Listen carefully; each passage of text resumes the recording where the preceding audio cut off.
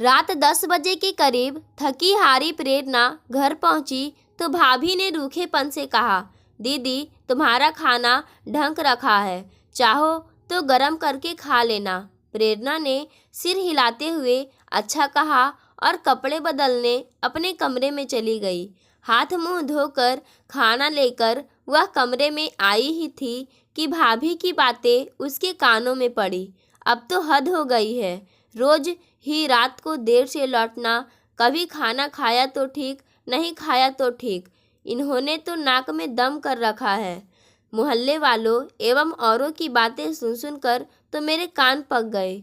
पता नहीं ऐसा क्या काम करती है जो रात के 10 बजे घर आती है। भगवान जाने कब तक छाती पर मूंग दलती रहेंगी।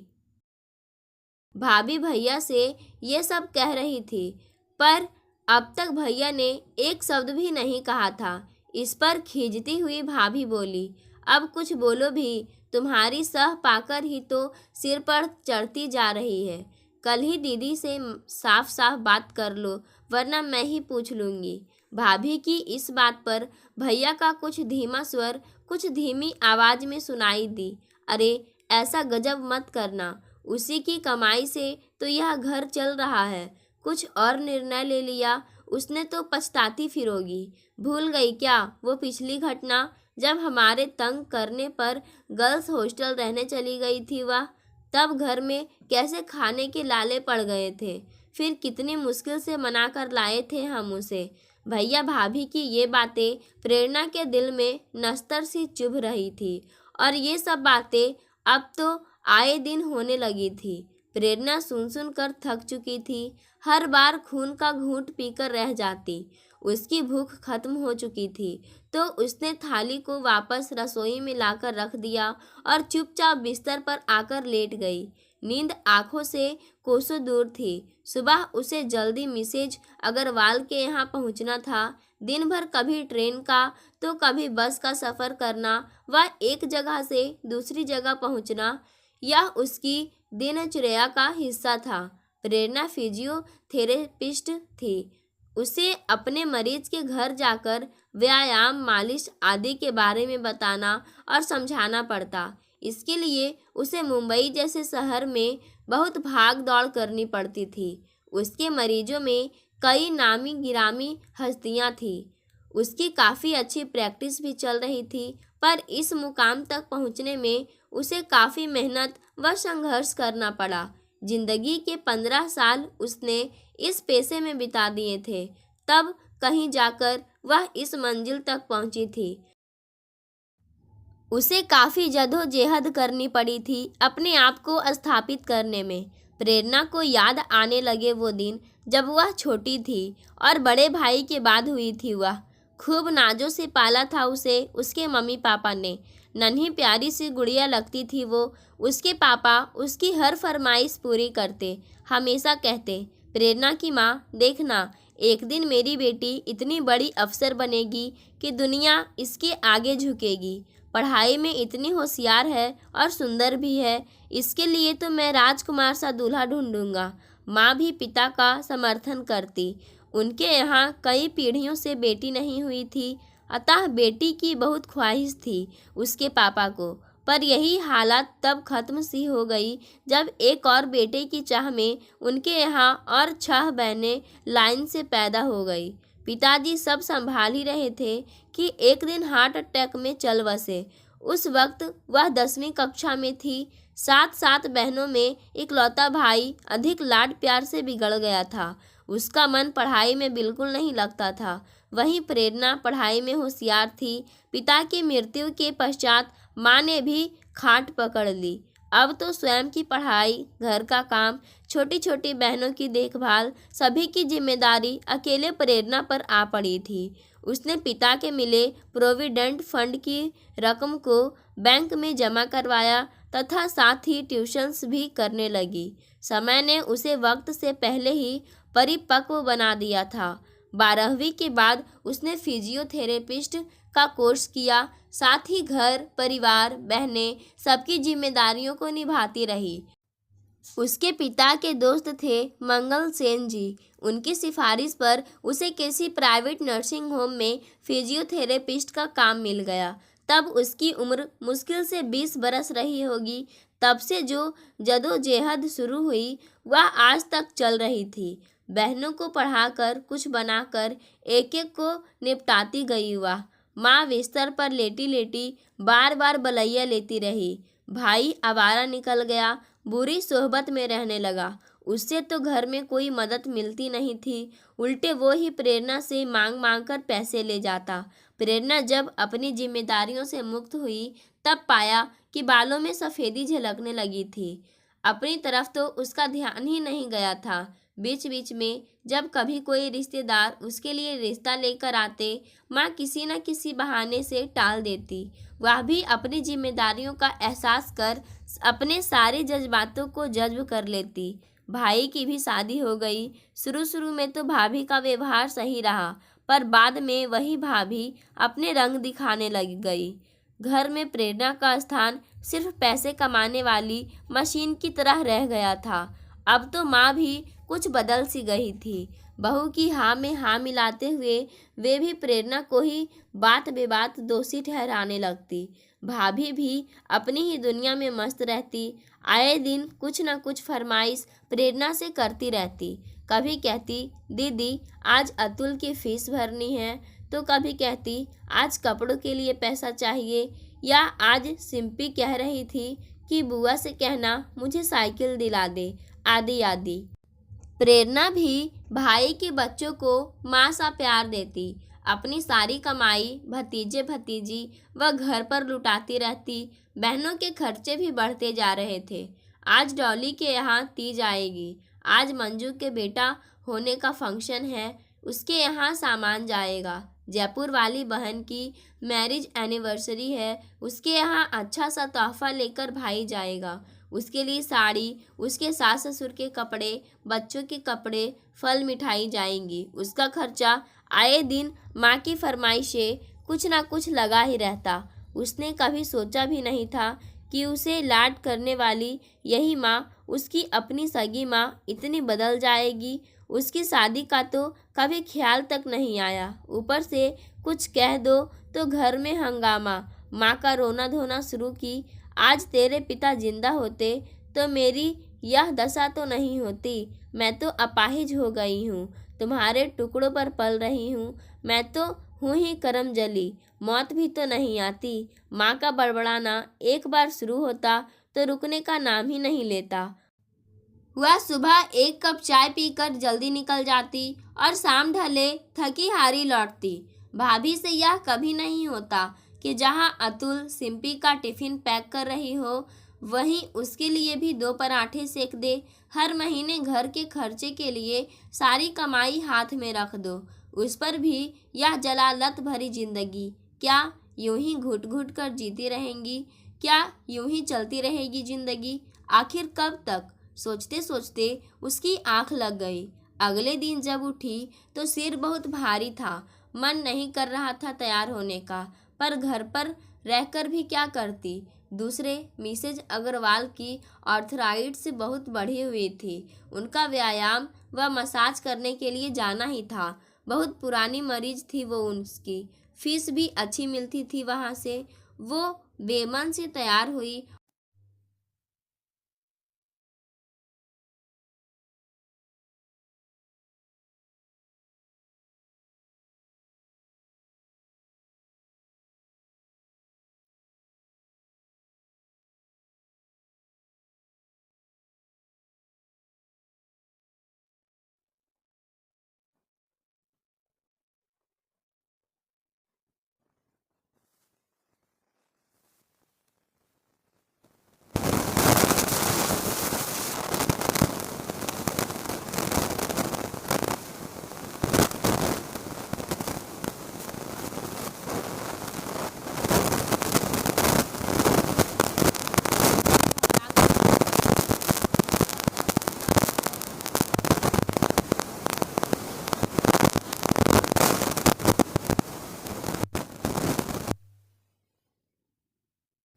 उसका मन उस बच्चे को देखकर व्यथित सा हो उठा और अनमनी सी वह वहां से चल दी।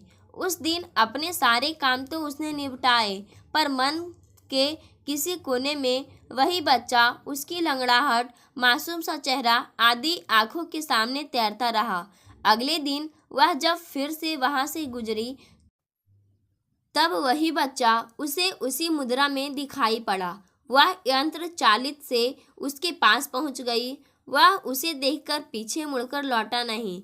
इस पर प्रेरणा ने उसे बैग से टॉफियां निकालकर देने के लिए हाथ बढ़ाया, लेकिन बच्चे ने अपना हाथ नहीं बढ़ाया।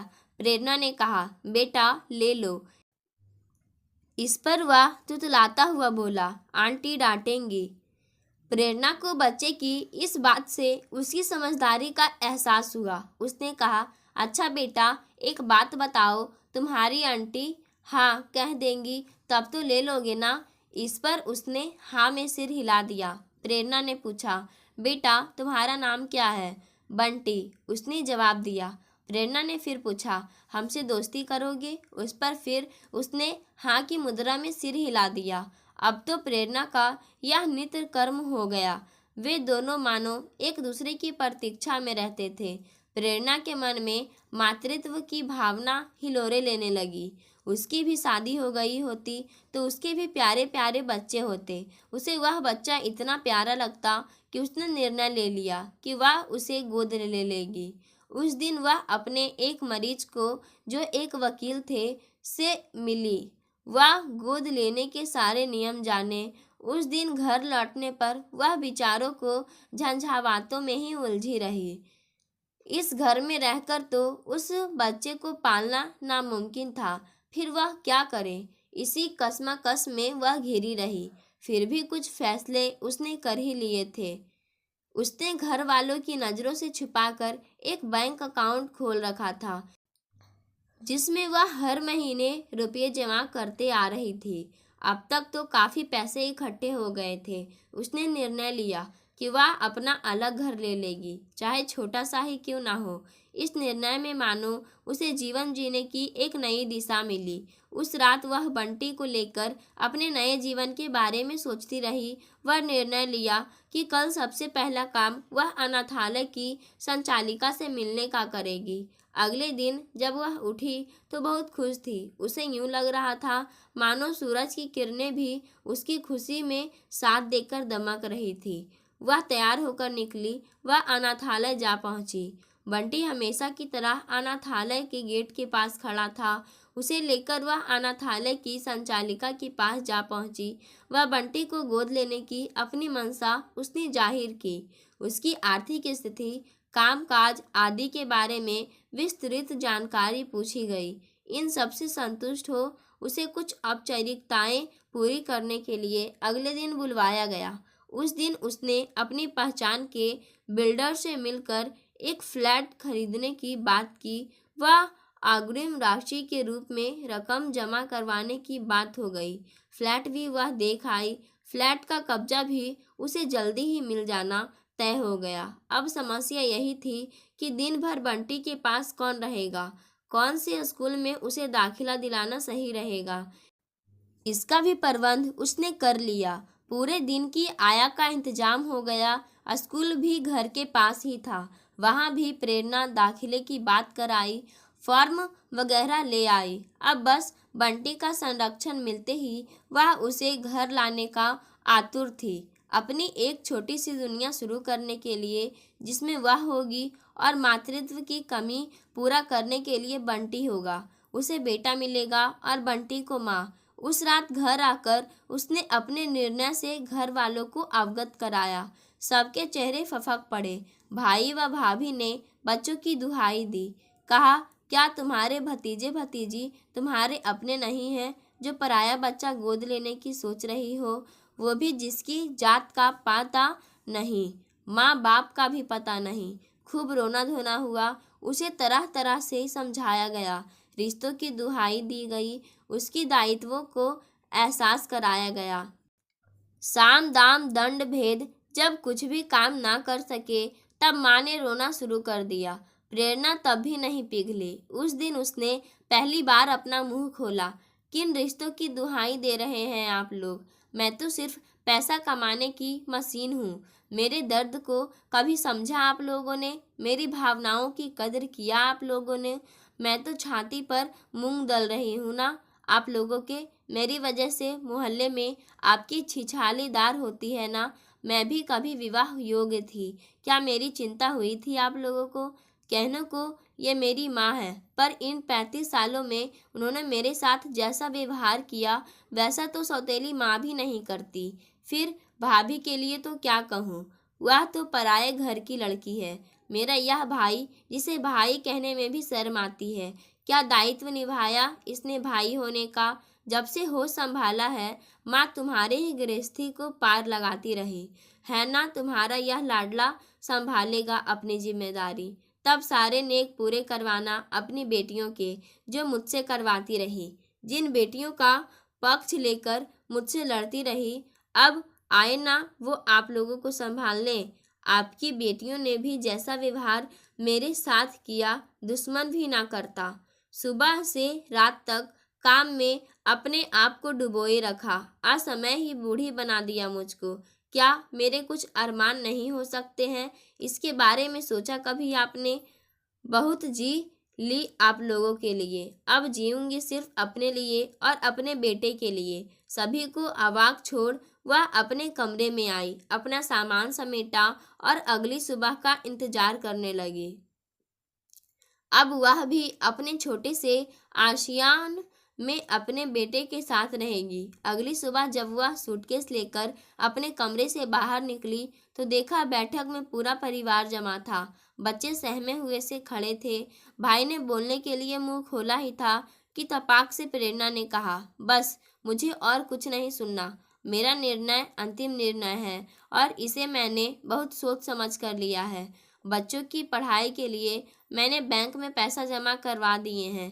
ये लो पासबुक और चेक बुक। मैं नहीं चाहती कि आपके साथ ये निर्दोष भी सजा भुगते। और यह कहकर अपना सामान लिए वह तीर सी निकल गई। थोड़े दिनों तक वह हॉस्टल में रही। इस बीच उसे फ्लैट का कब्जा मिल गया। घर का जरूरी सामान खरीदकर घर को व्यवस्थित किया। अनाथालय जाकर सारी जरूरी औपचारिकताएं पूरी की और बंटी की उंगली पकड़ आ गई अपने घर। बंटी घर आकर बहुत प्रसन्न था। कहने लगा, आंटी ये घर तो बहुत सुंदर है। इस पर प्रेरणा ने बंटी से कहा, आज से मैं तेरी आंटी नहीं माँ हूँ बेटा। बोल माँ। बंटी ने कहा, माँ। प्रेरणा ने उसे सीने से लगा लिया। उसकी आंखें नम थी। यह खुशी के भावातिरेक का संकेत था। प्रेरणा ने निश्चय किया कि वह घर पर ही ज़्यादा से ज़्यादा मरीज देखा करेंगी ताकि बंटी के पैर को भी ठीक कर सके। अच्छे डॉक्टर को दिखाकर उसने बंटी की तकलीफ के बारे में जाना और सही व्यायाम, मालिश आदि शुरू करना कर दिया। बंटी अब काफ़ी ठीक हो चला था। उसका स्वास्थ्य भी अच्छा होने लगा। प्रेरणा खुश थी अपने छोटे से संसार में अपने बेटे के साथ। पाठकों, आज की कहानी यहीं समाप्त होती है। धन्यवाद।